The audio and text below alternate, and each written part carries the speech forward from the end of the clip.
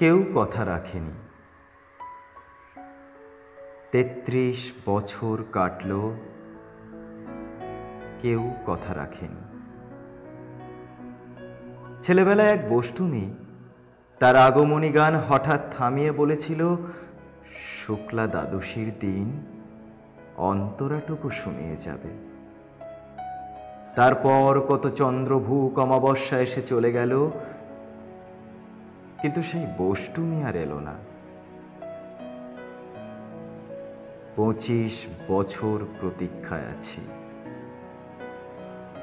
মামাবাড়ির মাঝি নাদের আলী বলেছিল, বড় হও দাদা ঠাকুর, তোমাকে আমি ৩ প্রহরের বিল দেখাতে নিয়ে যাব। সেখানে পদ্মফুলের মাথায় সাপ আর ভ্রমর খেলা করে। নাদের আলী, আমি আর কত বড় হব?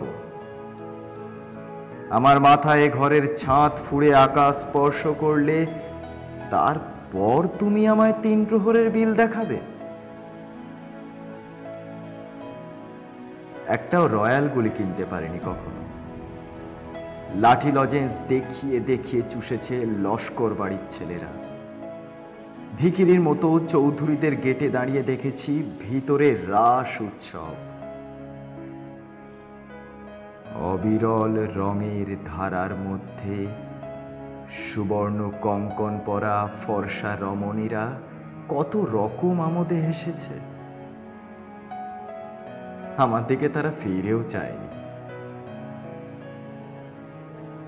বাবা আমার কাজ ছুঁয়ে বলেছিলেন, দেখিস একদিন আমরাও। বাবা এখন অন্ধ, আমাদের দেখা হয়নি কিছুই। সেই রয়্যাল গুলি, সেই লাঠি লজেন্স,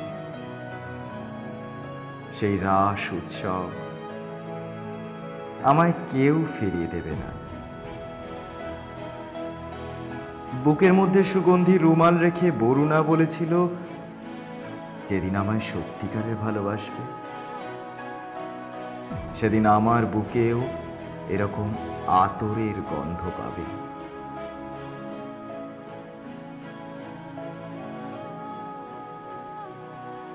ভালোবাসার জন্য আমি হাতের মুঠোয় প্রাণ নিয়েছি।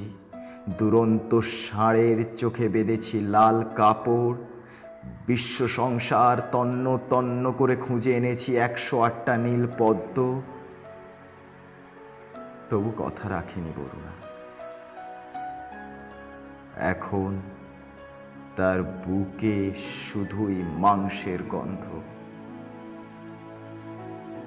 এখন সে যে কোনো নারী।